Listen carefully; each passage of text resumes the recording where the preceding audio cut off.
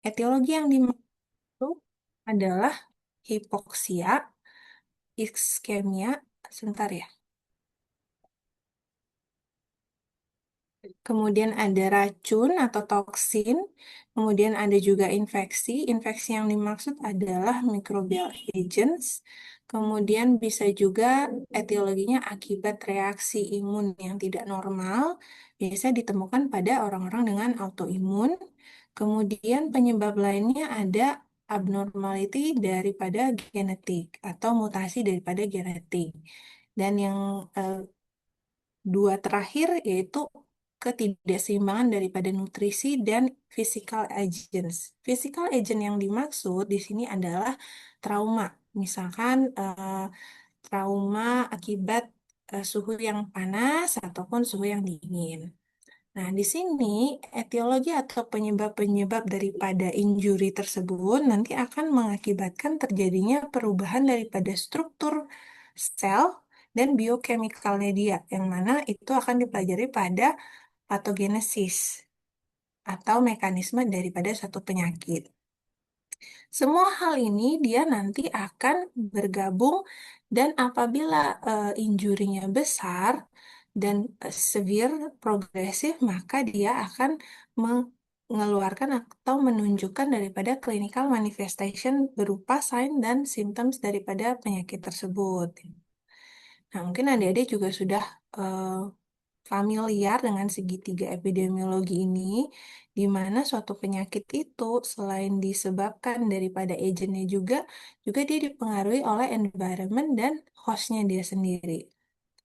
Nah, pada abad ke-19, seorang peneliti Bapak Rudolf Virchow ini juga mengatakan bahwa semua penyakit itu dimulai dari perubahan struktur ataupun molekular suatu sel, yang mana akan kita pelajari selanjutnya.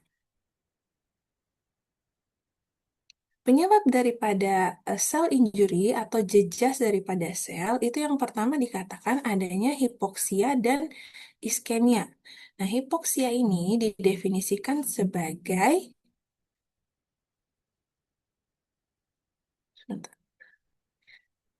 defisiensi daripada oksigen atau berkurangnya kebutuhan oksigen.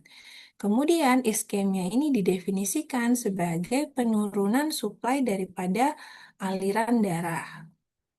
Kalau kita lihat dari eh, skemanya atau urutannya itu, yang pertama terjadi tentu adalah terjadi blockage atau sumbatan, contohnya pada arteri. Nah, terjadinya sumbatan ini nanti akan mengakibatkan iskemi, di mana iskemi ini akan mengakibatkan yaitu penurunan blood supply. Dengan menurunnya blood supply, otomatis nanti oksigen-oksigen yang harusnya dapat oksigen, maksudnya sel-sel yang harusnya dapat oksigen itu akan mengalami penurunan sehingga terjadi hipoksia. Nah, selain penurunan oksigen, nanti juga sel-sel mengalami penurunan daripada molekul-molekul dasar yang diperlukan untuk fungsi daripada sel tersebut dan survivalnya mereka.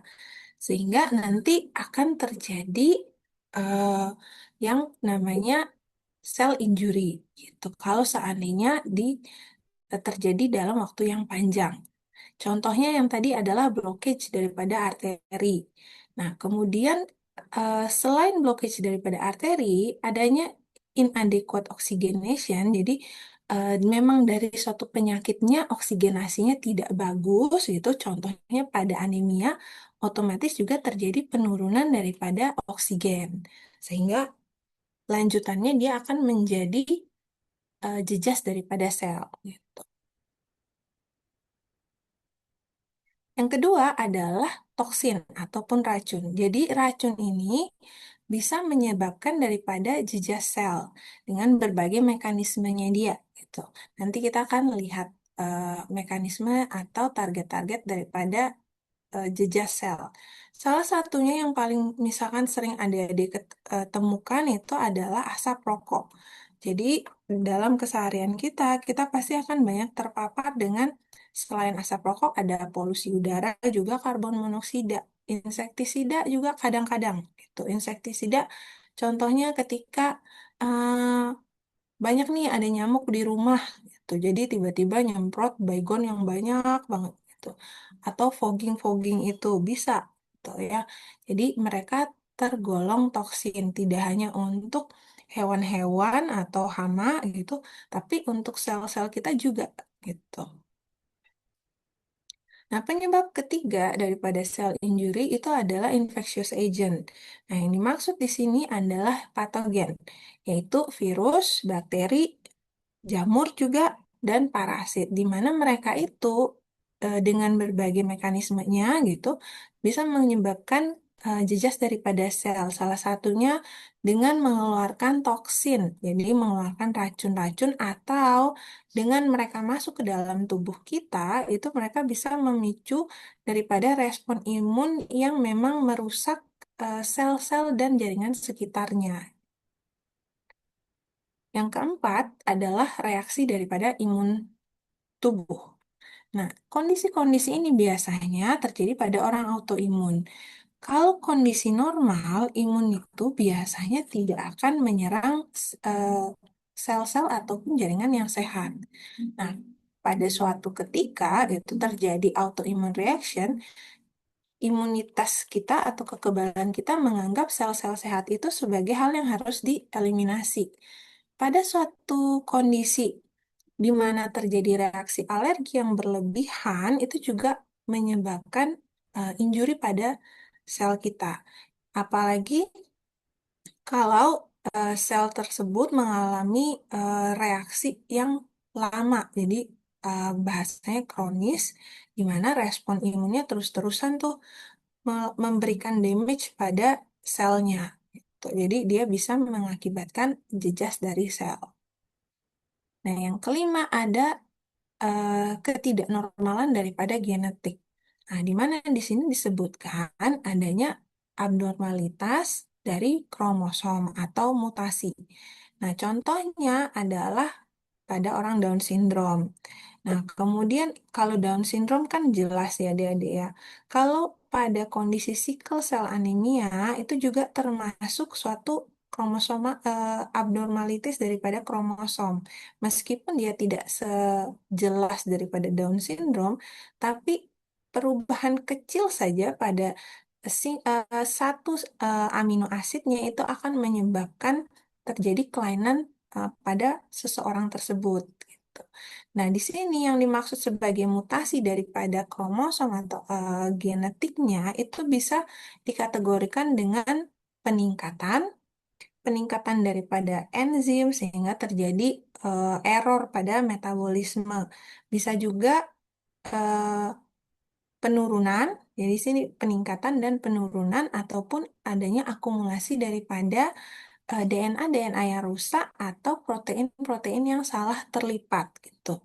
Nah, jadi apabila satu protein saja yang salah terlipat, jadi protein ini nanti kan dia akan membuat semacam dia akan membuat semacam fungsi daripada sel tersebut. Jadi kalau misalkan blueprintnya dia aja sudah salah, nanti fungsi daripada sel tersebut yang diinginkan juga tidak tidak sesuai. Nah, itu nanti akan banyak ada errornya gitu. Kalau misalkan satu saja mungkin masih bisa diperbaiki. Kalau misalkan banyak itu mutasinya contohnya sama seperti di pada kanker itu nanti dia akan menyebar eh, secara luas. Kemudian ada juga penyebabnya akibat nutritional imbalance atau ketidakseimbangan asupan nutrisi. Jadi apapun di dalam tubuh kita itu definisinya harus seimbang. Jadi tidak boleh ada hal yang berlebihan, ada yang kekurangan, tidak boleh insufisien atau tidak boleh eksesif gitu.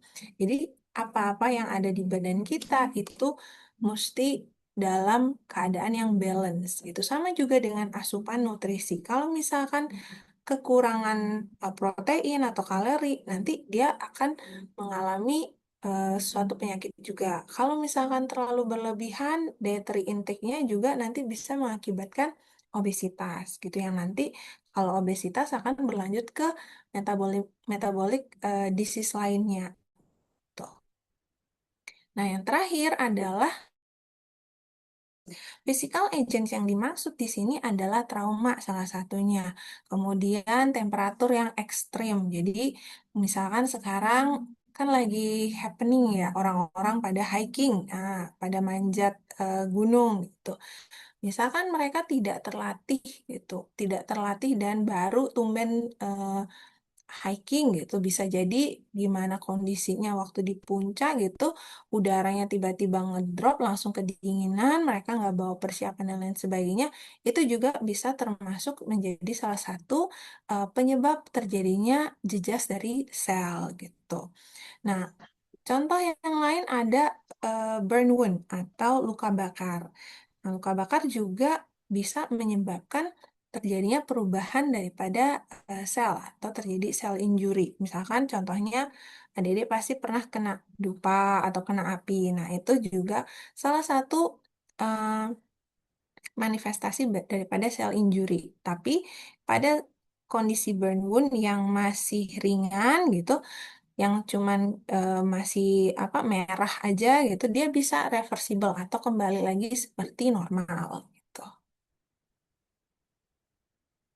Nah, selanjutnya kita akan berbicara mengenai respon daripada sel terhadap stres ataupun stimulus jejas gitu. Nah, di sini adik-adik bisa melihat normal sel yang berada dalam kondisi homeostasis itu ketika mengalami stres, dia akan beradaptasi dulu. Jadi makhluk hidup itu bahkan dari selnya pun dia memiliki skill untuk beradaptasi, gitu. Jadi adik-adik di sini dari selnya aja itu sudah bisa beradaptasi. Gitu. Apalagi sampai ke makhluk hidupnya. Memang sudah didesain sedemikian rupa gitu sama Tuhan. Nah, ketika suatu adaptasi ini tidak berhasil gitu, maka dia akan mengalami yang namanya jejak sel atau selnya mengalami injury. Nah, pada suatu ketika lagi jejas gitu, misalkan stresnya atau stimulusnya itu dihilangkan dan dia bisa kembali lagi gitu. Nah, jadi dia disebut sebagai reversible injury. Dia bisa kembali sebagai normal sel lagi. Tapi kalau seandainya sel injury ini dia bersifatnya parah atau severe dan terus-terusan secara progresif terus dia berlanjut, nanti selnya dia tidak bisa, jadi melebihi limit adaptasinya dia gitu. Akhirnya dia berubah menjadi irreversible, jadi jejasnya itu tidak bisa sembuhkan lagi sehingga dia akan mengalami kematian sel yaitu nekrosis dan apoptosis. Mekanismenya yang nekrosis ini dia disebut sebagai aksidental gitu. Sedangkan kalau yang apoptosis ini dia adalah mekanisme kematian sel yang sudah terprogram gitu. Sudah direncanakan lah gitu. Sedangkan kalau yang nekrosis ini kecelakaan. Nah, reversible injury di sini, kita naik lagi ya. Reversible injury di sini itu didefinisikan sebagai suatu gangguan fungsi dan morfologi daripada sel. Tapi dia bisa kembali atau bisa recover. Itu apabila stimulusnya dihilangkan. Injury stimulusnya ini dihilangkan. Dengan morfologi khasnya dia itu adalah bengkak di sel. Jadi cellular swelling. Tuh. Nah, misalnya Dede lihat di sini, ini adalah pemeriksaan mikroskopiknya. Nah, dari mikroskopiknya ini kita bisa lihat kalau yang di bagian kiri itu masih bagus, jadi rapi gitu ya, tertata bagus juga. Nah, sedangkan pada kondisi early reversible gitu, dia masih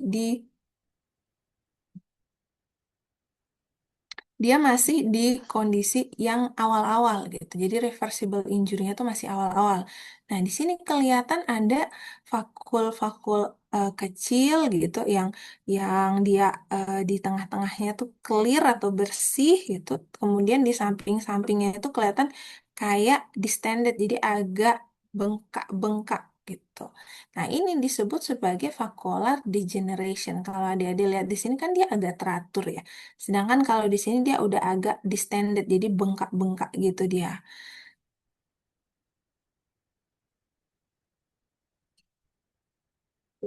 Nah, kita ke sini lagi nih. Nah, adaptation ini dia em, bisa berubah, bisa kembali atau recover gitu, tapi dia masuknya ke reversible injury atau reversible changes. Jadi pada adaptation ini bisa terjadi eh, perubahan gitu pada sel-selnya, di mana perubahannya itu bisa dari jumlahnya, ukurannya, fenotip, atau aktivitas metaboliknya yang disebut dengan hipertrofi, hiperplasia, atrofi, dan metaplasia. Nah, jadi sebelum em, mengalami irreversible, dia masuk sini dulu ke perubahan selnya ini dulu sampai dia terjadi reversible gitu. Nah, ini salah satu contoh daripada sel injury gitu. Nah, ini adalah sel otot jantung, jadi miosit. Nah, miosit ini ketika terjadi eh, suatu peningkatan daripada load-nya gitu, dia akan melakukan yang namanya adaptasi dengan cara hipertrofi atau dia akan memperbesar daripada ukuran selnya. Gitu.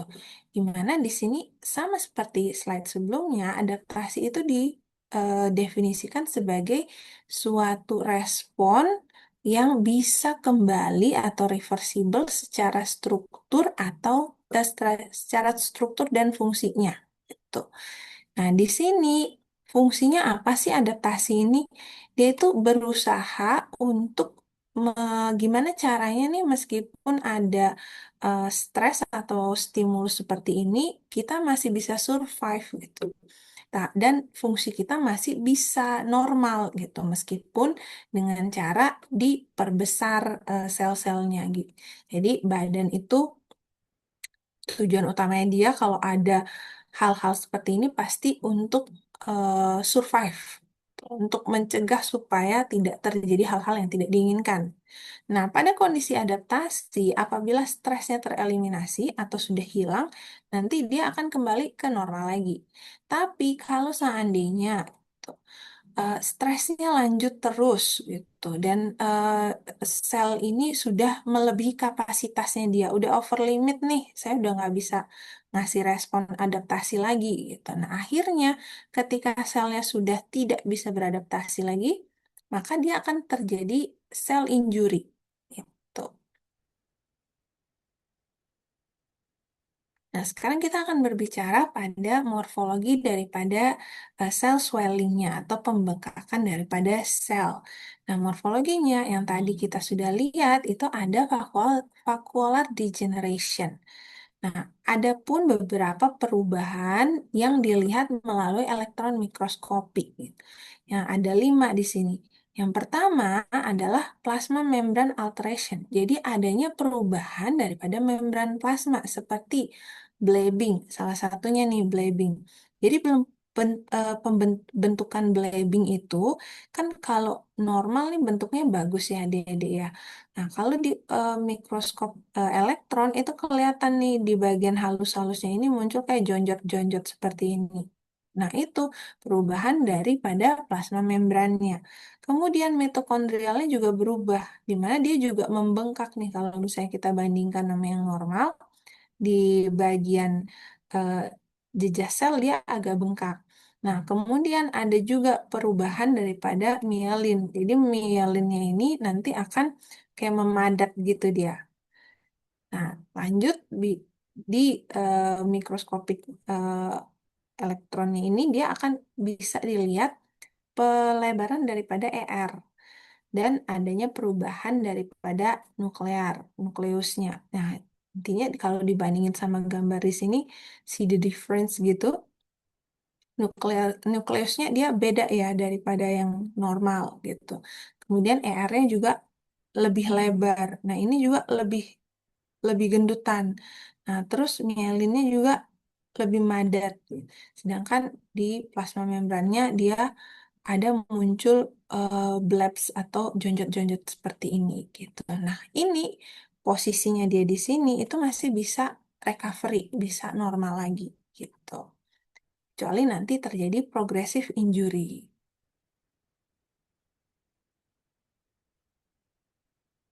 Nah, adaptasi sel terhadap suatu stres atau stimulus jejas itu ada dua. Yang pertama secara fisiologis dan yang kedua secara patologis.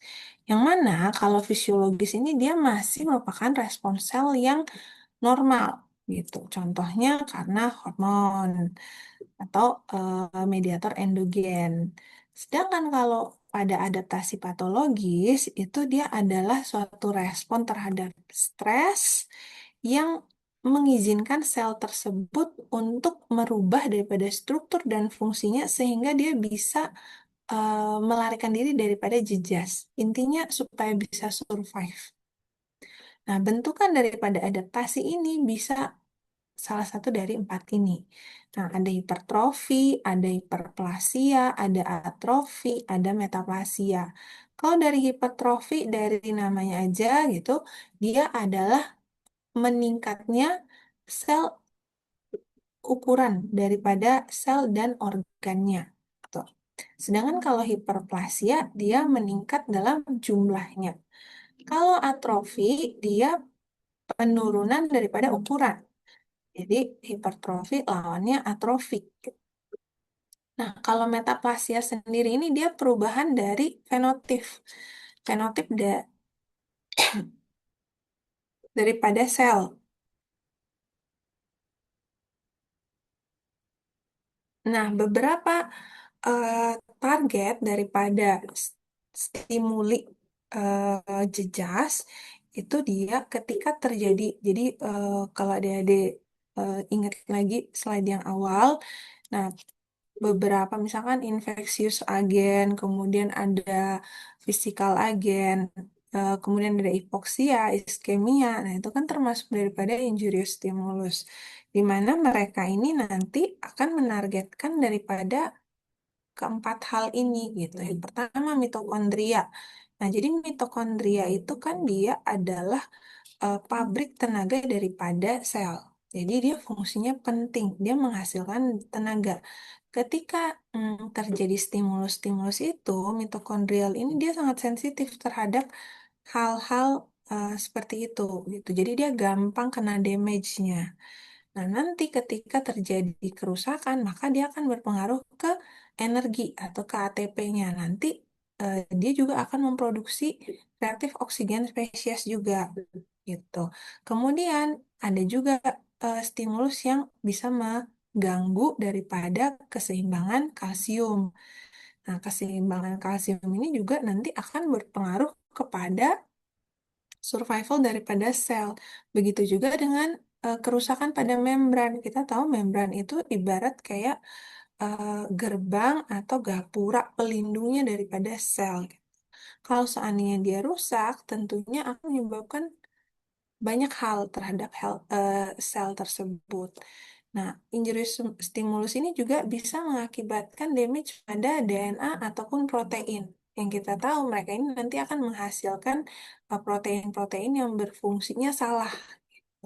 Seharusnya dia fungsinya A gitu, terus karena terjadi damage pada protein, dia fungsinya jadi berubah, nggak A lagi. Nah, ini juga sama. Intinya tadi salah satunya hipoksia atau iskemi gitu. Dia akan menyebabkan damage daripada mitokondria. Nah, mitokondria ini nanti akan mengakibatkan terjadinya penurunan daripada energi atau ATP.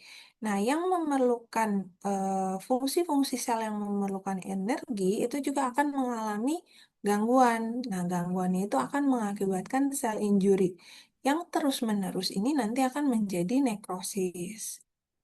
Nah, sedangkan pada saluran membran juga sama.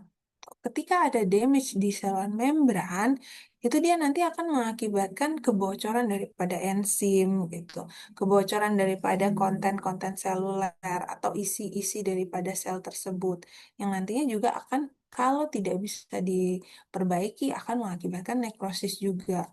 Nah, bedanya sama yang kena nukleus itu misalkan ada radiasi sama mutasi, sehingga kan nukleusnya sudah tidak normal lagi. Ini nanti akan dideteksi secara khusus. dan mengaktifkan langsung dia kaspase. Nah, kaspase ini adalah prosesnya apoptosis. Jadi dia lebih terprogram sel. Makanya aku kalau digini Nah, kita berbicara ke mitokondria dulu ya, Dede ya. Nah, tadi mungkin dari gambarnya itu, Dede sudah bisa membayangkan nih. Nah, ini dari pertama nih, misalkan ada iskemi, jadi ada trombus gitu, ada plak yang nyumbat satu arteri di dalam tubuh gitu.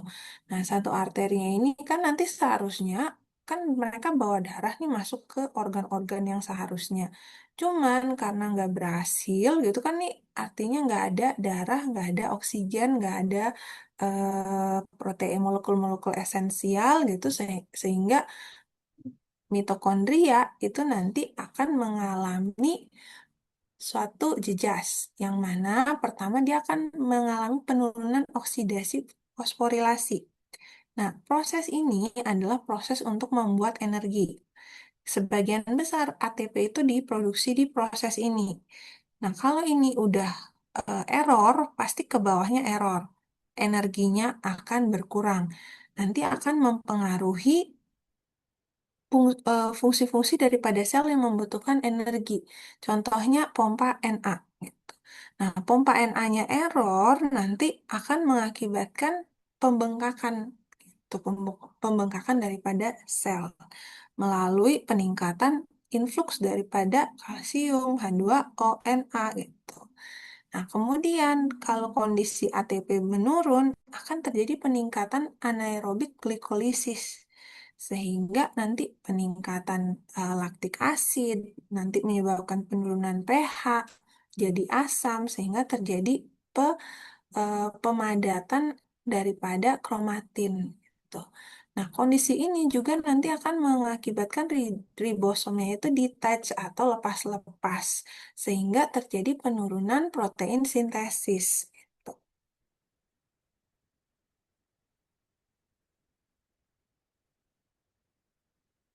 Nanti kalau seandainya itu lanjut gitu, semua hal itu lanjut, maka dia nanti akan mengalami nekrosis. Nah, bedanya di sini, eh, yang baru bedanya di sini, di mitokondria ini kan dia memiliki protein-protein. Ketika protein-protein ini bocor itu ke sitoplasma, nanti dia akan meningkatkan dia dia akan memunculkan atau dia akan menghasilkan yang namanya sinyal. Sinyalnya ini ditangkap sebagai sinyal penurunan survival. Nah, jadi badan itu akan menangkap kalau oh ada proteinnya mitokondria nih keluar ke sitoplasma. Oh, berarti dia eh, udah udah ada masalah nih gitu. Nah, itu ditangkap sebagai penurunan sinyal survival gitu. Sehingga lanjutannya dia nanti akan meningkatkan protein-protein pro-apoptotik gitu. Nah, protein-protein ini nanti kita akan bahas lagi. Protein-protein ini nanti akan meningkatkan terjadinya apoptosis gitu. Karena dari leakage proteinnya mitokondria. Simpelnya gitu. Bingung kah Dede? Jadi kalau mitokondria kena damage itu selain terjadi disfungsi itu akan dia juga akan membocorkan protein-protein ke sitoplasma. Nah, ini nanti akan ditangkap sebagai penurunan sinyal survival. Ini mitokondria udah ada indikasi sakit nih gitu. Sehingga badan nangkepnya dengan meningkatkan protein-protein yang pro-apoptotik gitu. Sehingga proses apoptosisnya dipercepat gitu. Kemudian influx kalsium. Nah, tadi kita sudah berbicara tentang mitokondria. Jadi ketika ada injurious stimulus, stimulus-stimulus jejas itu dia juga menargetkan daripada kalsium. Kenapa? Nah, jadi kalsium ini kan banyaknya ada di ekstra sel. Ketika terjadi suatu eh, jejas atau stres gitu, kalsium ini nanti dia akan banyak masuk ke dalam intrasel. Seharusnya mereka nggak diam di sini banyak. Gitu. Ketika mereka sudah banyak diam di sini, nanti dia akan memicu apoptosis. Jadi, ketika terjadi peningkatan kalsium di dalam sitosolik, nanti dia akan mengaktifkan enzim-enzim seluler yang pada akhirnya itu nanti dia akan merusak membran, akan merusak nukleus. Kemudian dia juga mengeluarkan enzim ATPase. Nanti ujung-ujungnya penurunan ATP lagi. Nah, tadi mitokondria tuh udah paling sensitif kena stres, dia udah kena. Terus kena lagi influx kalsiumnya, makin dikit tuh ATP-nya. Nah, makin cepatlah dia nanti mengalami cell death gitu. Kalau seandainya hal-hal ini itu berlanjut secara severe dan progresif, nggak diperbaiki gitu. Nah, kemudian ada reaktif oksigen spesies. Reaktif oksigen spesies ini dia itu dibentuk dari dua mekanisme. Yang pertama, diproduksinya dia dalam jumlah kecil dalam semua sel saat proses yang namanya redox gitu. Dia memang secara alamiah ada ya di dalam tubuh gitu. Kemudian mekanisme yang satu lagi di dalam fagosit leukosit, yaitu neutrofil dan makrofag pada saat mereka membunuh mikroba. Jadi dia menghasilkan ROS gitu. Nah, ROS ini dia pada kondisi yang dia kondisi seperti ini aja dia sangat tidak stabil dan dia mudah bereaksi.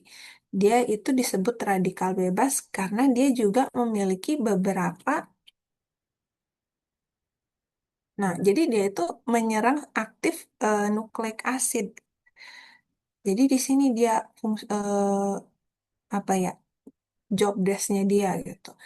Job desk-nya dia itu adalah merusak daripada membran. Jadi dia itu memiliki kemampuan gitu. Pertama berupa lipid peroksidasi. Nah, membran sel itu kan isinya lemak ya. Dengan semakin banyaknya terjadi ada ROS, maka semakin mudahlah dia merusak daripada sel-sel membran yang lain. Dia juga memiliki kemampuan untuk memodifikasi daripada protein. Jadi dia eh, ngubrak-abrik daripada pembentukan protein. Jadi dirusak lah, di misfolding atau disalah lipetin lah sama dia itu. Nah, dia juga ngerusak DNA dengan cara mutasi itu. Sehingga pada kondisi terpapar seperti radiasi, toksin, nah ini dia akan meningkatkan produksi daripada ROS ini gitu. Nah, membran damage ini juga berasal dari bahasan-bahasan kita yang lainnya gitu. Dengan apabila keluar membran damage ini terjadi dalam waktu yang lama gitu sampai tidak bisa diperbaiki, maka nanti akan terjadi breakdown daripada lipid product dan banyak cellular content yang akan keluar. Kalau sudah keluar, maka dia akan memicu nekrosis. Gitu. Nah, sekarang kita akan masuk ke cell death atau di bagian irreversible injury. Tadi kita sudah membahas mengenai reversible injury dan mekanisme-mekanismenya. Nah, ketika mekanisme-mekanisme tadi tidak bisa diperbaiki, gitu, selnya jatuh ke irreversible injury, di mana di sini ada dua mekanisme. Pertama yaitu nekrosis, yang kedua adalah apoptosis. Nah, nekrosis ini dia itu merupakan suatu proses yang cepat, tidak bisa dikontrol, dan disebut sebagai accidental cell death. Artinya kematian sel yang eh, tidak terduga atau suatu kematian yang kecelakaan gitu. Biasanya ini mengindikasikan adanya proses patologis. Sedangkan kalau yang apoptosis ini merupakan eliminasi sel yang precise. Jadi dia sudah diatur dan sudah terregulasi dan bisa dibilang dia adalah kematian yang sel yang terprogram. Bisa terjadi pada individu yang sehat. Apoptosis ini juga merupakan proses yang sering pada embryogenesis. Nah, jadi ada beberapa features daripada nekrosis dan apoptosis itu sendiri. Pertama, kita lihat dari ukuran selnya, kemudian nukleusnya, kemudian membran plasma, konten daripada selnya, isi daripada selnya, kemudian apakah dia mengakibatkan peradangan atau inflamasi, dan apakah dia itu termasuk dalam fisiologis atau patologis. Nah, kalau dari nekrosis sendiri, itu dia biasanya akan mengindus atau memicu daripada inflamasi. Sedangkan kalau apoptosis, dia minim inflamasi. Sebisa mungkin tidak memicu inflamasi. Gitu. Nah, bedanya lagi nih, kalau misalkan nekrosis, itu seluler konten nukleus, plasma membran itu biasanya terganggu dan seringnya bocor-bocor. Sedangkan kalau pada apoptosis, dia itu diambil, intact diambil gitu. Jadi pada apoptosis karena dia terprogram, jadi yang penting-pentingnya itu udah diambil untuk digunakan ulang lagi. Gitu. Sehingga kalau yang seller konten nukleus itu udah diambil, dia akan minim mengalami atau memicu inflamasi. Dan biasanya kalau apoptosis ini dia lebih mengarah ke proses fisiologis. Nah, kita sekarang akan membahas nekrosis terlebih dahulu. Jadi seperti yang sudah kita singgung, nekrosis itu dia proses patologis. Lebih banyak patologisnya. Diakibatkan karena suatu injury yang berat atau severe. Penyebabnya atau penyebab utamanya itu disebut sebagai pertama ada iskemia. Yang kedua ada exposure dari racun mikroba, terpapar racun mikroba. Racun mikroba bisa virus, bakteri, dan macam-macam lain. Kemudian burns atau injury chemical atau fisik lainnya, luka bakar, kemudian jejas karena kena bahan-bahan kimia gitu. Jejas karena kena bahan kimia paling gampang contohnya adalah pemutih gitu. Nah, misalkan adik-adik nih lagi ngide mau bersih-bersih gitu, bersih-bersih kamar mandi lah gitu ya. Nah, ngide nih Baiklin dicampur Wipol, dicampur apa, dicampur segala macam bahan-bahan kimia pembersih itu. Nah, karena reaksi kimia di dalamnya gitu akhirnya ketika bersih-bersih mungkin tangannya kemerahan lah atau jadi iritasi dan segala macam. Nah, contohnya itu salah satunya. Seandainya itu tidak bisa diperbaiki, dia bisa jatuh ke nekrosis gitu. Nah, kemudian ada juga yang disebut sebagai unusual situation. Jadi yang di sini dimaksud adalah situasi-situasi yang tidak biasa gitu, di mana ketika terjadi kebocoran daripada protease gitu, sehingga menyebabkan damage. Nah, tapi biasanya ini jarang terjadi. Nah, karakteristik daripada nekrosis itu sendiri, seperti features yang kita lihat tadi, itu yang pertama ada denaturasi daripada protein sel. Nah, yang kedua ada kebocoran daripada isi-isi sel itu sendiri melalui kerusakan daripada sel membran. Nah, seperti yang sempat kita singgung barusan, kalau sel-sel atau isi daripada selnya keluar, itu pasti akan memicu inflamasi. Tuh. Nah, ini akan memicu inflamasi kalau nekrosis. Kemudian dia juga mengeluarkan enzymatic digestion gitu dari sel-sel yang eh, rusaknya parah gitu. Lethally injured cell ini artinya dia udah mau mengarah ke sel death atau kematian sel gitu. Dia akan mengeluarkan enzim-enzim untuk mencerna daripada sel tersebut gitu. Nah, ini juga sama. Nekrosis itu dia salah satu tipe mekanisme daripada kematian sel yang dia diasosiasikan dengan kehilangan integritas dari membran dan kebocoran konten-konten di dalam selnya gitu.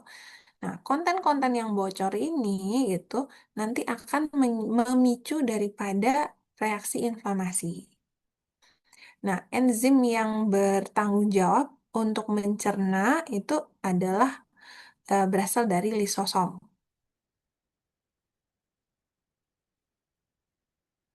Oke, kita sekarang akan membahas nekrosis lagi. Nah, jadi kita sudah tahu kalau nekrosis itu indikasinya ada proses patologis. Nah, kalau morfologinya sendiri, itu pertama ada perubahan sitoplasmanya. Jadi dari normal, reversibel, nah sekarang ke progresif. Nah, progresif nih, eh, progresif bentukan selnya itu seperti ini. Jadi membrannya ini udah bocor ke sana sini. Yang awalnya cuma bleb, sekarang udah bocor-bocor gitu. Dengan bocor ini kan pasti ada yang keluar-keluar nih selular kontennya gitu. Nah, sedangkan nukleusnya ini pada nekrosis terjadi perubahan nukleus. Jadi ada tiga. Pertama, nukleusnya itu akan memadat. Jadi dari bentukan kayak begini dia akan memadat yang disebut sebagai pignosis, kemudian akan berfragmentasi, pecah-pecah dia. Pecah-pecah-pecah namanya karyoheksis. Selanjutnya dia akan mengalami disolusi. Tuh, yang namanya karyolisis. Jadi nanti dia akan lisis nih. Nah, ini nanti akan memicu daripada inflamasi. Jadi sel-sel sebelahnya dia tuh juga akan ngelapor, oh ini selnya ini ada yang salah nih. Nah, nanti eh, mediator-mediator inflamasi dipanggil tuh semuanya untuk ngeberesin dia gitu supaya tidak menyebar kemana-mana. Nah, jadi pada proses terjadi membran damage, nah jadi pada proses ini itu pertama ada eh, terjadi masuknya enzim lisosomal ke sitoplasma, seret masuk dia di sini untuk fungsinya apa? Untuk mencerna daripada sel ini. Kemudian pada suatu kondisi kan keluar nih bocor isi-isi selnya dia. Nah, ketika bocor ke extracellular space ini kan sel, intrasel, ekstrasel. Nah, tetangga-tetangganya dia lah keluar ke ekstrasel, nanti dia akan memicu inflamasi. Sama dia juga dilaporin sama teman-teman tetangga selnya dia di sini gitu. Nah, pada saat kondisi ini juga gitu, jadi berbarengan ya dia ya kondisinya ketika damage membran ini ada yang namanya substansi yaitu MPS atau Damage Associated Molecular Patterns. Nah, substansi ini dia itu terdiri dari pelepasan ATP. Jadi dari kerusakan mitokondria di sini kan bocor ATP-nya. Nah, kemudian dari breakdown DNA kan ada di sini nih di nukleusnya.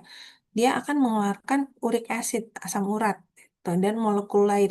Yang terdiri dari ini dia nanti akan memicu terjadi fagositosis dan produksi sitokin. Ini nanti sama juga akan masuk ke inflamasi gitu. Kurang lebih nekrosis itu jalannya begitu.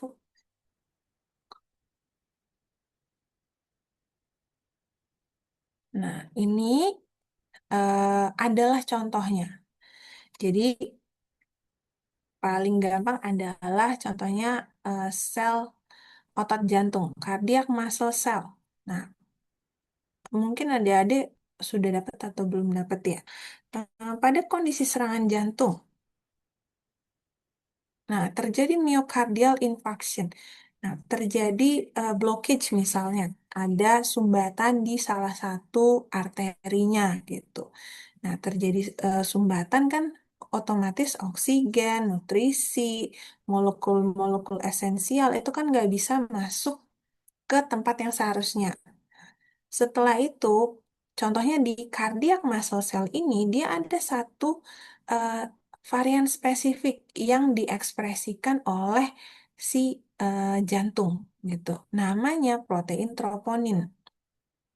Nah, pada kondisi terjadi nekrosis gitu, misalnya dari iskemi lama gitu sampai nggak bisa kembali, nggak bisa reversible, akhirnya jadi irreversible, terjadi nekrosis daripada sejumlah sel eh, jantungnya itu dia akan berhubungan atau diasosiasikan sebagai kehilangan integritas daripada membran. Jadi sel-selnya dia itu udah banyak yang bocor gitu.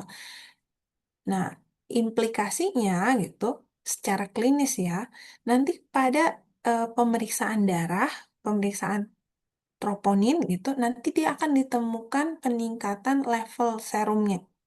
Ini nanti bisa dijadikan merupakan sebagai biomarker. Jadi biomarker yang digunakan secara klinis untuk menilai seberapa besar sih damage daripada jantung otot jantungnya saat ini. Biomarker ini, terutama protein troponin, itu bisa didiagnosis tidak kurang dari 2 jam. Paling cepat tuh 2 jam udah kelihatan. Meskipun secara histologis tuh belum kelihatan nekrosis, tapi secara biomarker dia sudah bermakna. Dia sangat spesifik dan sensitif gitu. Nah, jadi serum kardiak troponin ini nanti dia saat ini tuh sudah digunakan untuk menilai eh, mendiagnosa dan memberikan manajemen dari pasien. Mungkin nanti kalian ketika mulai koas gitu akan bertemu banyak kasus seperti ini gitu. Nah, inilah link atau hubungan gitu dari patologi sampai ke klinis gitu. Pasti pentingnya kita tahu nih sel ini tuh nekrosis buat apa sih? Nah, implikasi klinisnya itu contohnya adalah ini gitu ya. Kemudian nekrosis ini sendiri punya banyak pola. Jadi kenapa sih penting tahu polanya? Karena eh, dia bisa memberikan kita clue atau tanda-tanda apa sih penyebab yang mendasari dia gitu. Kalau dari tipe nekrosisnya, nah disebutkan tipe nekrosis itu ada beberapa. Pertama dari koagulatif, kemudian likuefaktif, kemudian ada gangrenus, caseus, fat, dan fibrinoid nekrosis.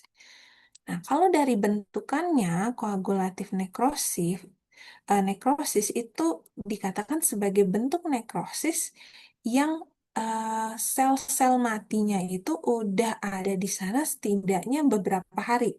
Kalau beberapa hari pasti lebih dari 1 hari dengan teksturnya itu dikatakan firm atau enggak yang belek-belek gitu tapi enggak yang katos juga gitu jadi agak teksturnya dia tegas gitu. Nah, di mana sel-sel nekrotik ini itu dia di broken down atau eh, di broken down gitu ya dari enzim lisosomal. Tuh, katanya seperti itu kalau yang bentukannya koagulatif nekrosis. Nah, biasanya dia disebabkan oleh iskemi atau misalkan ada obstruksi daripada eh, sel-sel bukan sel dari pembuluh darah ataupun vessel yang dimana dia terjadi. Tuh. Misalkan dia terjadi di bagian ini, berarti kemungkinan besar ada obstruksi atau iskemia di pembuluh darah yang mengarah ke area ini gitu. Nah, area yang terlokalisasi, yang terjadi eh, koagulatif nekrosis itu disebut infak. Jadi area ini disebut sebagai area infak. Itu karena dia awalnya terjadi karena iskemi, penurunan suplai darah sehingga mengalami hipoksia. Kalau koagulatif nekrosis. Nah, selanjutnya adalah nekrosis liquefaktif. Nah, nekrosis yang satu ini itu dikarakteristikan sebagai digestion dari sel-sel yang mati. Jadi hasil pencernaan daripada sel-sel yang mati yang menghasilkan cairan-cairan pada jaringan yang agak viskus. Gitu. Ini biasanya dilihat pada infeksi fokal bakteri. Bisa jadi kadang-kadang pada infeksi jamur. Nah, karena kenapa sih pada patogen-patogen ini? Gitu. Jadi pada mikroba ini itu dikatakan dia menstimulasi daripada akumulasi leukosit. Nah, sehingga bentukannya dia seperti itu. Bentukannya dia itu seperti creamy yellow, jadi warna kuning-kuning krem. Ini mengindikasikan, menandakan adanya leukosit di sana, sehingga bentukannya itu kayak pus gitu. Dan baunya itu kadang khas juga, warnanya kuning-kuning krim gitu. Nah, bentukannya juga cair. Nah, kalau kondisi yang lain, yang ini adalah gangrenus necrosis. Sebutan gangrenus ini lebih mengarah untuk clinical practice, jadi untuk istilah-istilah di klinis. Nah, biasanya dia terjadi pada limb atau eh, kaki, kemudian tangan gitu. Biasanya kebanyakan itu terjadi pada kaki bagian bawah, entah itu jari-jari kaki gitu. Biasanya mereka yang paling gampang terjadi penurunan aliran darah sehingga mengalami nekrosis gitu. Nah, biasanya pada kondisi-kondisi infeksi bakteri gitu, nekrosis-nekrosis ini juga bisa disebut sebagai eh, wet gangrene. Jadi gangrenus yang basah gitu, atau becek.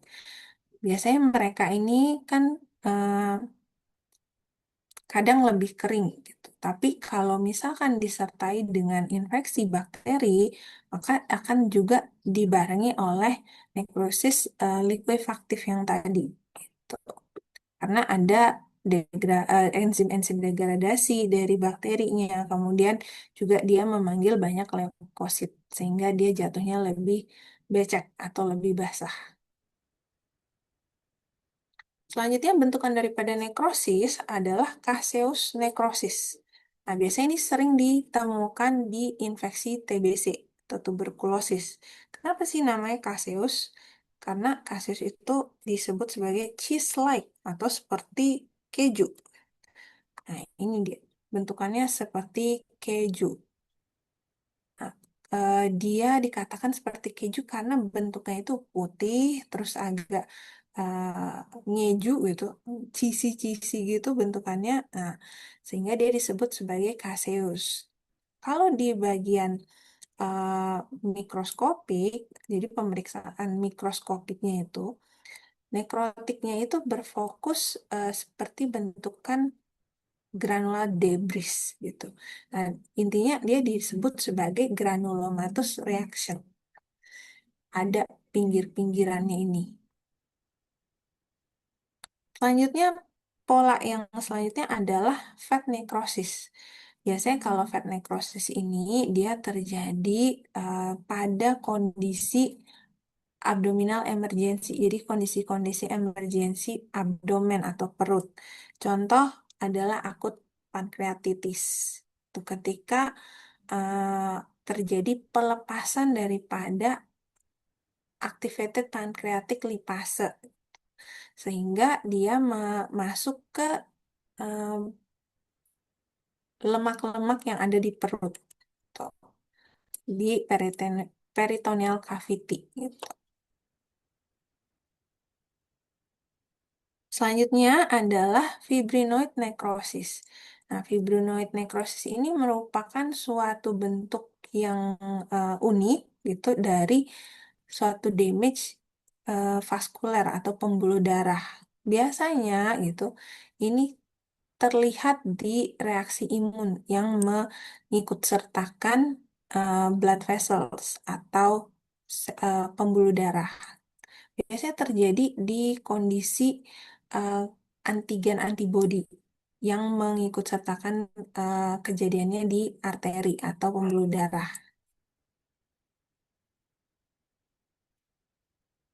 Oke, selanjutnya kita akan masuk ke apoptosis. Nah, apoptosis ini sendiri, seperti yang sudah kita singgung-singgung gitu, dia merupakan suatu proses yang mana diaktifkan oleh enzim untuk mendegradasi selnya sendiri, entah itu sel nukleusnya, sitoplasmik proteinnya, ataupun DNA-nya. di mana apoptosis ini berasal dari aktivasi enzim yang namanya caspase. Nah, kondisi apoptosis, proses apoptosis dikarenakan eh, plasma membrannya intak, dia biasanya tidak memicu reaksi inflamasi karena banyak strukturnya itu juga sudah diambil-ambilin, nggak sampai bocor keluar ekstrasel. Kadang apoptosis dan nekrosis itu dia sering berjalan bersamaan pada kondisi tertentu. Dan persisten patologik stimuli itu bisa menyebabkan apoptosis dan juga nekrosis. Apoptosis sendiri ini ada dua mekanismenya. Pertama yang pada kondisi fisiologis dan yang kedua pada kondisi patologis. Kondisi fisiologis itu biasanya proses ketika sel itu dieliminasi karena dia sudah tidak diperlukan lagi. Dia fungsinya sudah selesai. Atau badan itu berpikir kalau jumlah selnya udah cukup. Jadi berusaha maintain jumlah sel supaya tetap sama, nggak berlebihan atau nggak kekurangan. Adapun beberapa contoh daripada apoptosis di kondisi fisiologis. Yang pertama itu untuk menghilangkan sel-sel yang berlebihan gitu selama development, artinya pada kondisi embryogenesis gitu. Ketika sudah dirasa cukup, maka akan terjadi apoptosis supaya tidak ada kelebihan sel ataupun kekurangan sel. Kemudian pada orang dewasa yang yang dimaksud di sini adalah hormon dependent. Jadi eh, pada perempuan terjadi cell breakdown. Jadi sel-selnya luruh ketika menstrual cycle. Itu termasuk daripada situasi apoptosis. Kemudian cell deletion atau pada saat membuang daripada sel gitu pada sel-sel yang berproliferasi terlalu banyak. Kemudian kondisi psikologik lain itu yang adalah eliminasi daripada sel yang sudah selesai berfungsi. Jadi dia sudah eh, melakukan fungsinya sebagai sel, jadi nggak diperluin lagi. Jadi dia diapoptosiskan. Kemudian eliminasi daripada sel yang berpotensial untuk melakukan cedera gitu kepada sel-sel yang lain. Gitu. Nah, pada kondisi ini gitu, suatu sel mengalami apoptosis pertama karena terjadinya penurunan daripada sinyal survival. Jadi mungkin tadi kita sudah sempat singgung gitu. Jadi ketika suatu sel itu dia sinyal survivalnya menurun, maka itu akan ditangkap sebagai sinyal untuk melakukan apoptosis gitu. Atau mereka menerima sinyal pro-apoptotik gitu dari sel di sekitarnya. Nah, misalkan nih tetangga-tetangganya dia merasa eh, sel ini kayaknya bermasalah gitu, jadi kayak dilaporin. Nah, itu artinya mereka menerima sinyal pro-apoptotik itu dari lingkungan sekitarnya. Nah, itulah alasan kenapa sel itu mengalami apoptosis. Yang kedua, mekanisme yang kedua adalah apoptosis pada kondisi patologis, di mana di sini disebutkan eh, apoptosis pada kondisi patologis itu artinya selnya sudah tidak bisa diperbaiki lagi, sehingga dia harus diapoptosis. Nah, pada kondisi ini contohnya ada kerusakan DNA. Jadi pada eh, stimuli-stimuli jejas tadi itu kan ditemukan ada reversible, kemudian irreversible. Nah, pada kondisi tertentu dia dapat sinyal nih badan. Oh, ini DNA damage-nya parah nih, nggak bisa diobatin, nggak bisa diperbaikin. Kita apoptosis aja deh supaya nggak ada inflamasi. Nah, itu contohnya. Kemudian akumulasi dari protein yang salah kelipat atau misfolded protein. Daripada banyak protein yang salah fungsi gitu, mending kita apoptosis aja sih gitu. Nah, jadi badan itu nangkepnya kayak gitu. Nah, kemudian pada kondisi infeksi juga. Nah, pada kondisi infeksi, terutama pada kondisi infeksi virus, kalau adik-adik sudah sempat belajar, jadi kan virus itu masuk menginvasi sel. Nah, di dalam sel mereka berproliferasi gitu. Jadi ibarat kayak parasit gitu di dalam selnya. Selnya masih antara hidup nggak hidup gitu, tapi di dalamnya tuh ada virus yang berkembang biak. Nah, itu dia juga diketahui nih, oh ini nih ada sesuatu nih di dalam selnya. Kira dia apoptosis juga. Tuh. Nah, kemudian salah satunya lagi ada pada kondisi obstruksi gitu. Misalkan di satu posisi gitu ada blockage atau obstruksi. Nah, sel-sel yang nggak dapat eh, suplai darah tuh kan otomatis dia akan mengalami gangguan. Nah, itu juga bisa di apoptosis gitu. Kemudian kematian sel pada tumor. Kalau tumor itu kita tahu dia berkembang eh, tanpa mengikuti kaidah yang ada di tubuh ya. Jadi dia terus berkembang, berproliferasi gitu, sehingga ini juga sebagai sinyal di badan supaya dia itu harus diapoptosis supaya tidak mengakibatkan hal-hal yang tidak diinginkan. Nah, morfologi daripada apoptosis ini ada beberapa. Yang pertama ada cell shrinkage atau selnya itu mengecil gitu. Nah, ini gambarnya di sini seperti ini. Jadi dia akan memadat gitu, kemudian organel-organelnya itu yang ada di dalam dia akan menyempit gitu juga, memadat juga. Morfologi dari apoptosis lain itu juga ada kondensasi daripada kromatin.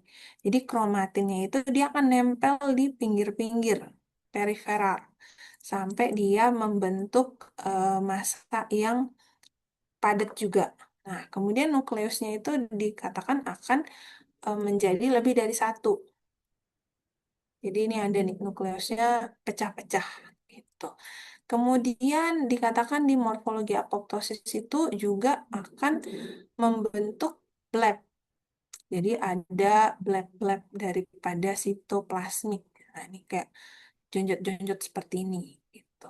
Kemudian di morfologi apoptosis itu juga ada terjadi fagositosis. Kemudian pada staining gitu dia bentuknya biasanya eh, bulat, gitu. Tapi ini agak susah ya kita bedakannya karena semuanya juga bulat-bulat gini. Nah, kurang lebih morfologinya seperti ini. Gitu. Nah, apoptosis ini sendiri punya dua mekanisme. Pertama, intrinsik, yang kedua, ekstrinsik. Mekanisme daripada apoptosis itu bermula dari sel injury. Nah, sel-sel injury ini nanti dia akan mengaktifasi BCL.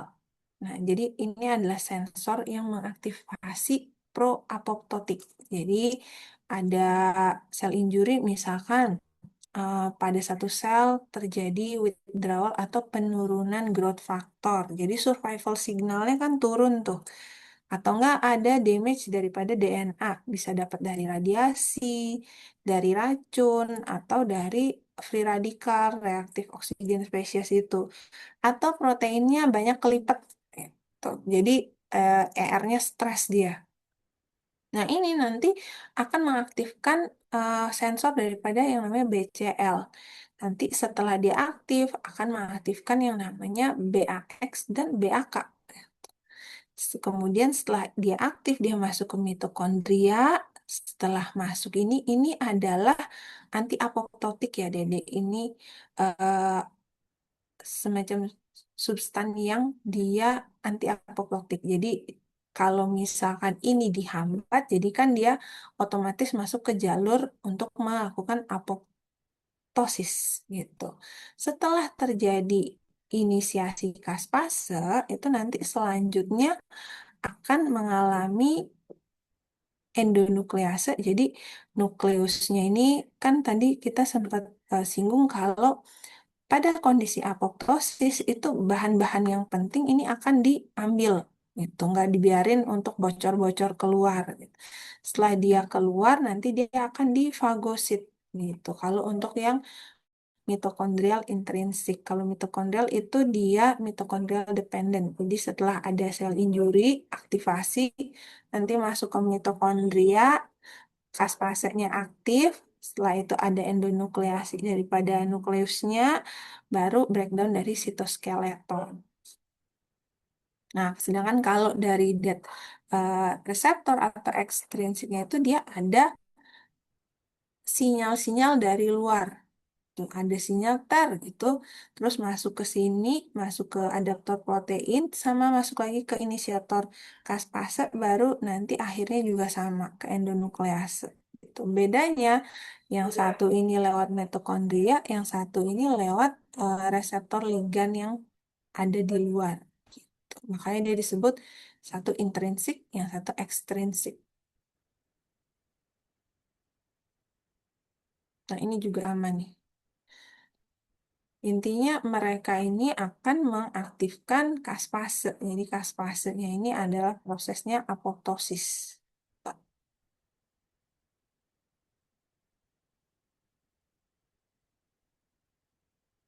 Nah, kalau kita lihat yang bagian sini, ini kan intrinsik yaitu mitokondrial, yang di sini ekstrinsik atau dari luar.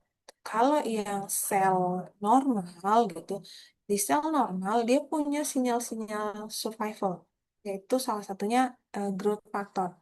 Nah, kalau growth factor ini aktif gitu, tidak akan teraktivasi yang pro-apoptotik gitu. Jadi badan itu eh, melihat dia, oh ini masih hidup nih selnya gitu. Tapi kalau misalkan sel yang akan melakukan apoptosis di sini ada dia misalkan lihat dia sinyal survivalnya dia tidak ada gitu dibandingkan sama yang viable cell yang masih mau hidup gitu. Kemudian dia juga mendapat stimulus-stimulus stres lainnya. Gitu. Nah, ini nanti dia akan mengaktifkan BA yang BAX dan BAK channel. Jadi dia masuk ke mitokondrianya. Kemudian nanti akan terjadi kebocoran sitokrom C dan protein lain.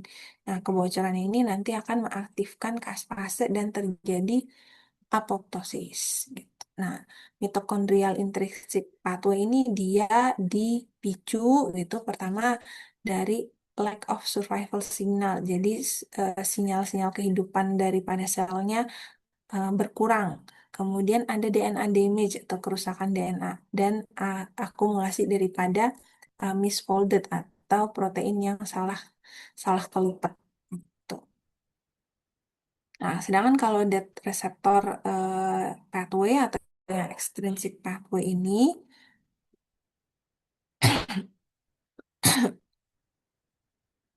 dia itu dimulai dari adanya engagement atau perlengketan daripada that receptor. Gitu. Biasanya itu dia mekanismenya untuk mengeliminasi self-reactive limfosit. Itu bedanya begitu. Jadi dari jenisnya aja, dari jenis yang men-triggernya itu dia berbeda. Nah, kemudian ada mekanisme-mekanisme lain eh, daripada kematian sel. Jadi ada yang namanya nekroptosis dan piroptosis. Nah, ini cuman good to know aja, nice to know. Nah, nekroptosis ini dia mirip seperti nekrosis secara morfologis. Jadi kalau dari namanya nekroptosis kayak gabungan dari nekrosis sama apoptosis kalau nekroptosis ini. Jadi morfologinya mirip nekrosis, tapi caranya dia itu mirip apoptosis gitu. Itu untuk nekroptosis. Kalau piroptosis ini sendiri dia terjadi di sel yang terinfeksi mikroba gitu. Berbedanya seperti itu.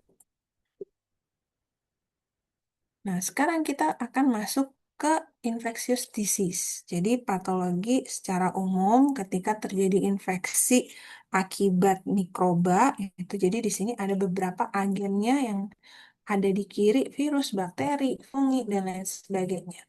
Nah, mereka masuknya itu ke dalam tubuh gitu, ada beberapa cara. Kemudian ketika sudah di dalam tubuh, dia akan me- memberikan merusak sel itu dengan cara pertama langsung satu lawan satu gitu.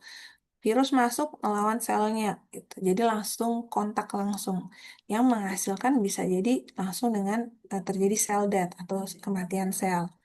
Yang kemudian cara yang selanjutnya dengan cara dia merilis toksin atau mengeluarkan racun-racunnya. Tuh, bisa dari jauh gitu dia masih ngambang-ngambang gitu di dalam ekstraseluler terus langsung dia ngeluarin toksinnya sehingga mematikan atau membunuh sel-sel yang ada di sekitarnya. Bisa jadi juga dia mengeluarkan enzim-enzim, sama juga untuk mendegradasi komponen daripada jaringan. Kalau udah didegradasi, selular kontennya keluar kan pasti mati tuh gininya, selnya. Nah, bisa juga dengan cara merusak blood vessel atau aliran darah gitu ya. Bukan darah, tapi blood vessel ya. Nah, menyebabkan ischemic necrosis. Nah, mekanisme lainnya itu dengan cara membuat atau memicu respon imun host yang bisa mengakibatkan kerusakan daripada sel. Itu jadi respon imunnya yang terlalu berlebihan bisa atau memang respon imun tubuh yang menyebabkan tissue damage gitu. Jadi mereka mereka ini gitu merusak jaringan dengan cara-cara ini. Nah, pertama, infeksi itu akan ada masuk dari port de entry, namanya portal of entry, atau tempat masuknya. Jadi dia bisa masuk atau kontak dulu pertama dari kulit. Kalau kulit itu biasanya kulitnya harus robek dulu. Kalau kulit intact itu merupakan salah satu eh, pertahanan tubuh kita. Kalau misalkan dia robek, baru agen-agen infeksi itu bisa masuk. Kemudian dari respiratory, dari hidung, mulut, tenggorokan. Nah, dari gastrointestinal juga bisa. Misalkan makan makanan yang ada patogennya gitu. Kemudian genitourinary juga bisa. Jadi dari saluran kencing gitu atau genital. Nah, genitourinary bisa aja entah dari personal hygiene yang kurang bisa atau melalui sexual transmission bisa gitu. Jadi ini adalah tempat-tempat masuknya infeksi. Nah, kemudian setelah infeksi itu masuk, patogennya itu masuk gitu, nanti dia akan menempatkan dirinya gitu di salah satu sel daripada hostnya. Nah, dia bisa melawan daripada sistem imunnya, jadi dia overcome normal host defense-nya gitu, jadi dia bisa masuk di dalam sini atau bisa jadi dia berhasil masuk karena imunitas orangnya lagi tidak baik-baik aja. Misalkan lagi lemah atau orangnya punya penyakit kronis. Jadi yang seperti sempat kita singgung barusan, pertahanan daripada seorang host itu terdiri dari kulit. Jadi kulit yang intact gitu. Kemudian dari sistem respirasi. Jadi kalau misalkan sistem respirasi itu sistem respirasi itu ada dari mucociliary clearance. Nah, mucociliary clearance misalkan adik-adik batuk-batuk habis kena asap gitu misalkan. Atau ada teman-temannya yang baru sembuh batuk gitu. Kalian berinteraksi sama mereka gitu. Dengan cara mucociliary clearance itu bisa jadi kalian akan bersin-bersin atau batuk-batuk. Itu adalah cara tubuh untuk mengeluarkan agen-agen infeksi dari badan kalian sebelum agen tersebut bisa tembus masuk ke dalam dan menyebabkan terjadinya penyakit. Nah, kemudian salah satunya lagi adalah dari sistem gastrointestinal. Nah, contohnya adalah eh, asam lambung atau asidik gastrik. Nah, contohnya asam lambung. Misalkan kalian salah makan. Jadi asam lambung itu dia memiliki eh, kemampuan untuk mempertahankan atau melindungi badan daripada patogen-patogen yang masuk lewat pencernaan. Kalau semisal kalian, oh contohnya, eh, kalian makan roti yang udah isi jamur-jamurnya gitu. Misalkan ini masih dikit nih jamurnya gitu, atau enggak kalian nggak ngeh gitu nih udah jamuran dikit. Nah, dengan cara kalian makan itu sebenarnya kan sudah memasukkan patogen. Nah, tapi karena masih ada asam lambung yang masih ada kuat gitu, akhirnya dia bisa dicerna dan dibunuh di asam lambung itu. Itu salah satu contohnya. Kemudian urogenital tract. Nah, jadi kalau dari urogenital kan kita berbicara saluran kencing dan genitalia gitu. Nah, pada urogenital itu mereka bersifat asam. Sama juga dengan nggak sama sih, tapi lebih mengarah ke asam lambung sama asam yang ada di urogenital.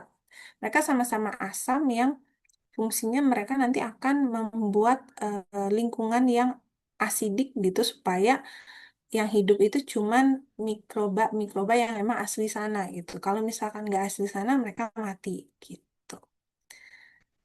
Nah, nanti kalau seandainya patogen itu berhasil masuk, gitu, mereka bisa aja berkembang biak gitu di salah satu daripada tempat-tempat ini gitu. Mereka akan menyebar melalui limpa dan bloodstream atau aliran darah.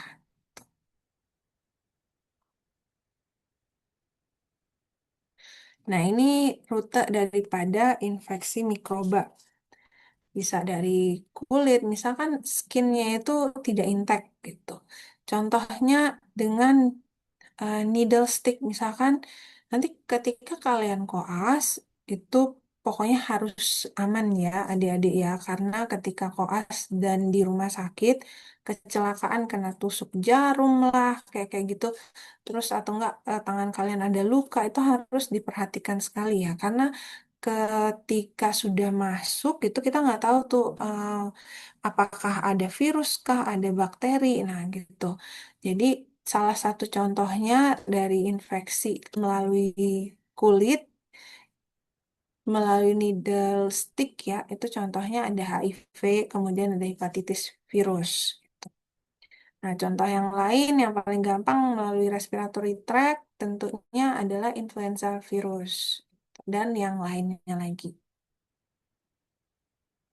Oh ya, ini satu lagi nih. Ini kan urogenital tract. Nah, sekarang kalau seandainya ada penggunaan antibiotik yang terlalu lama dan mungkin dosisnya tidak sesuai gitu. Jadi misal aja pasiennya tuh minum-minum sendiri gitu. Bisa jadi eh, an- mikroba normal atau bakteri normal yang ada di sana tuh mati sehingga Candida albicans jadinya naik. Jadi memang di urogenital kita, mikrobiota kita kan memang ada berbagai macam mikro eh, s- mikroba ya, Dede, entah bakteri ataupun jamur. Sedangkan kalau mereka salah satunya mati kan jadinya satunya itu lebih mayor gitu, lebih banyak. Nah, sehingga yang awalnya flora normal bisa jadi patogen. Itu salah satu contohnya. Oke, sekarang kita membahas tentang virus. Nah, virus ini kan termasuk parasit obligat intrasel. Jadi dia itu berkembang biak gitu di dalam host yang hidup gitu.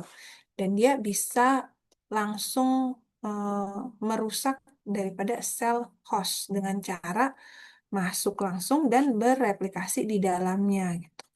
Nah, klinikal daripada tanda klinis daripada virus itu adanya tropisme daripada virus tersebut. Jadi setiap virus itu dia punya semacam predileksi atau kecenderungan gitu. Sebuah virus itu untuk menginfeksi salah satu sel gitu, tapi enggak yang lain gitu. Jadi dia itu cuman senengnya nih menginfeksi sel ini gitu. Jadi itu namanya tropisme daripada virus tersebut. Nah, yang pertama yang menjadi ciri khas dia itu eh, memiliki tropisme, yaitu tropisme daripada virus itu ya, adalah adanya reseptor daripada virus tersebut. Jadi dia kayak punya kuncinya gitu, reseptornya virusnya itu cuman nempel di spesifik sel surface daripada selnya host gitu. Nah, kemudian kemampuannya virus untuk bereplikasi di dalam sel itu semua virus punya kemampuan ini gitu. Nah, kemudian ada juga kondisi fisik, misal dari kimia ataupun temperaturnya gitu, yang berkontribusi terhadap eh, kecenderungan daripada jaringan tersebut.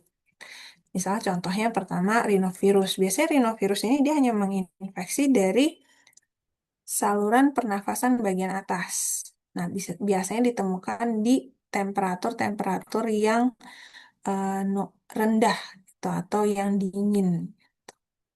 Jadi dia gampang bereplikasi. Misalkan kalau udah cuaca yang dingin, sering hujan gitu, pasti banyak yang mulai pilek. Nah, ini salah satu contohnya. Nah, ini caranya si virus itu masuk gitu. Pertama, dia masuk dengan efek sitopatik.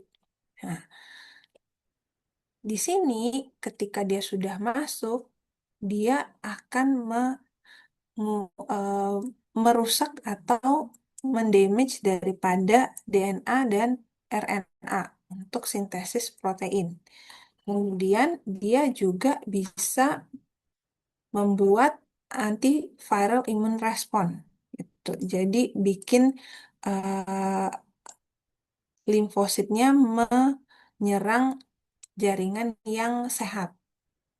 Selanjutnya si virus ini dia juga bisa mentransformasi daripada sel yang terinfeksi menjadi sel malignan. Jadi virus-virus yang terkategori sebagai onkogenik itu dia bisa membuat peningkatan daripada sel growth. Jadi dia bikin selnya itu supaya terus berproliferasi. Nah, jadi kan menurunkan survivalnya si host dong gitu. Karena di dalam selnya itu malah ada si virus-virus ini. Nah, inilah cara-cara daripada si virus itu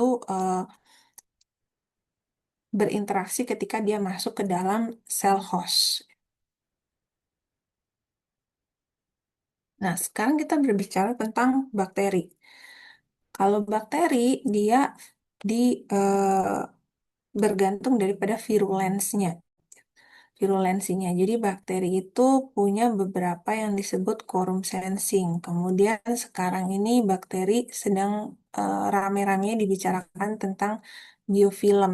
Nah, jadi bakteri ini awalnya ketika masuk ke dalam tubuh itu ke dalam surface atau permukaan molekul dalam tubuh dia akan mengalami satu adesi. Setelah dia mengalami penempelan, dia itu akan melakukan menginvasi daripada sel tersebut. Setelah itu baru dia bisa mengeluarkan toksin-toksinnya atau racun-racunnya. Nah, selanjutnya kita akan berbicara tentang virulensi daripada uh, intrasellular bakteri.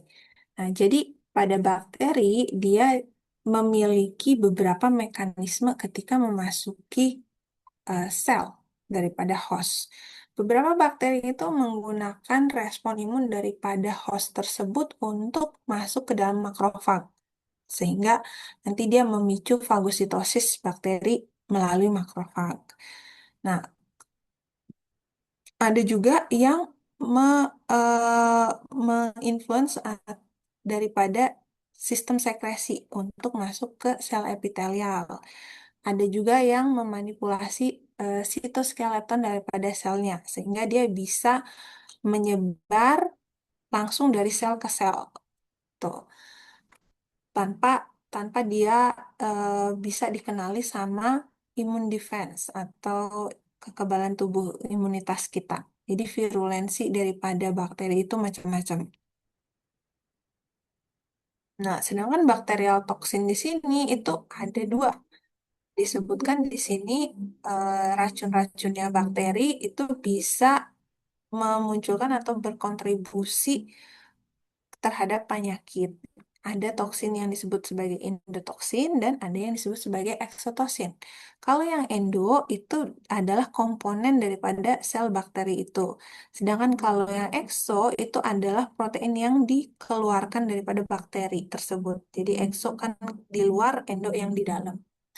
Nah, kalau endotoksin ini sendiri, dia adalah lipopolisakarid atau LPS, yang mana dia adalah komponen terluar daripada eh, membran dari gram negatif bakteria. Tuh, contohnya E. coli. Nah, dia nanti akan mengaktifasi daripada sistem inflamasi. Nah, yang eksotosin ini ada banyak macamnya. Yang pertama ada enzim bakterianya, kemudian ada racunnya sendiri. Jadi eksotosin ini dia disekresikan, protein-protein yang disekresikan yang menyebabkan injury daripada sel dan menyebabkan penyakit. Gitu. Berdasarkan mekanismenya dia ada dua. Melalui enzim bakteri itu ada contohnya protease, hyaluronidase. Nah, nanti mereka akan punya fungsinya masing-masing.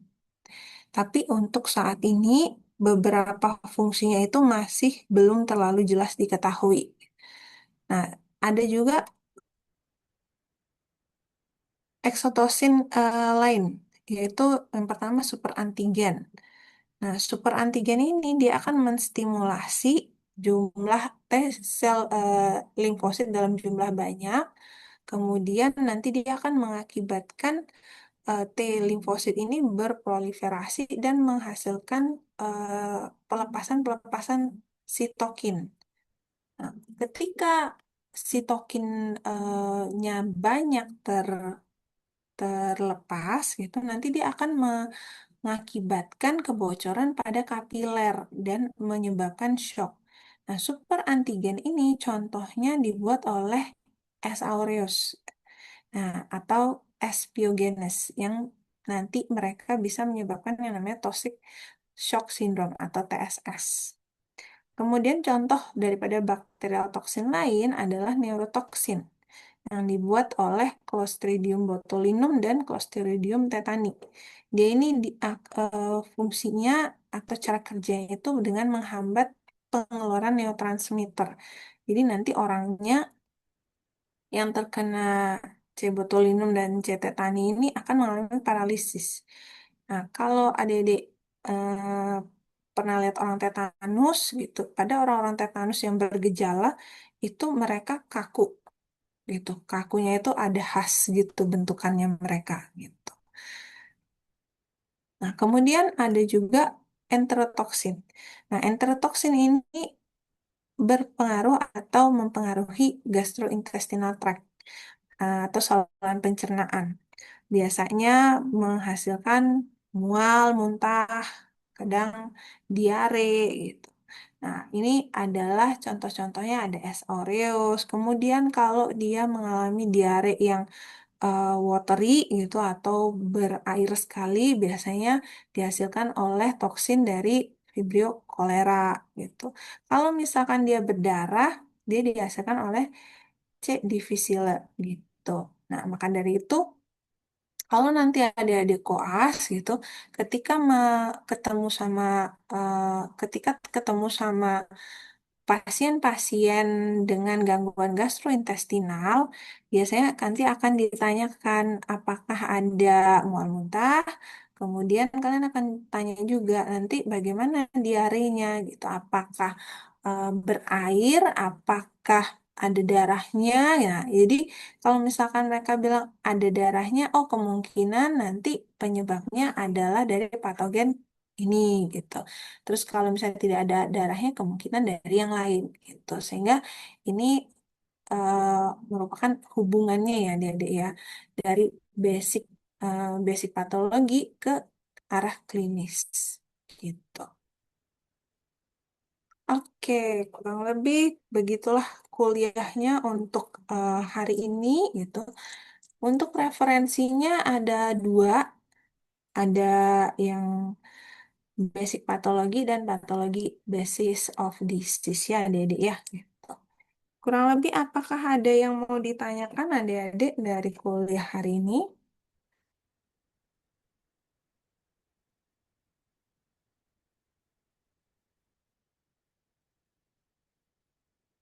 Kalau semisal tidak ada yang bertanya gitu, karena udah malam juga biar kalian dapat istirahat ya. Nanti saya akan share PPT-nya ke Kortinya gitu.